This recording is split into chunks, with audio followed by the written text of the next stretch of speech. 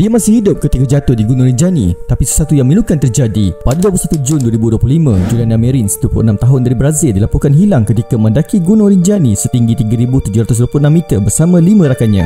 Disebabkan terlalu letih, dia minta berehat dan menurut kenyataan keluarga, dia ditinggalkan bersendirian lebih daripada 1 jam sebelum dipercayai tergelincir dan jatuh kira-kira 300 meter ke dalam jurang. Rakaman drone dari pendaki lain menunjukkan dia masih hidup selepas jatuhan pertama dalam keadaan sedar dan terdengar suara dia meminta tolong dari jurang bawah. Namun misi menyelamat berdepan pelbagai cabaran. Cuaca buruk, kabut tebal dan medan yang sangat curam menyukarkan operasi. Pada 23 Jun, lokasi Juliana dikesan semula menggunakan drone, tetapi tali yang dibawa pasukan penyelamat tidak cukup panjang untuk turun ke lokasi. Pasukan SAR cuba menggunakan teknik vertical rescue, iaitu turun menegak menggunakan sistem tali khas. Namun keadaan terlalu berisiko untuk diteruskan. Pada 24 Jun, mayat Juliana akhirnya ditemui sekitar 600 meter dari laluan utama. Hasil autopsi kemudian mengesahkan bahawa dia mengalami patah tulang dan pendarahan dalaman akibat impak jatuhan kedua. Dia masih hidup selepas jatuhan pertama, tapi takdir menulis yang lain.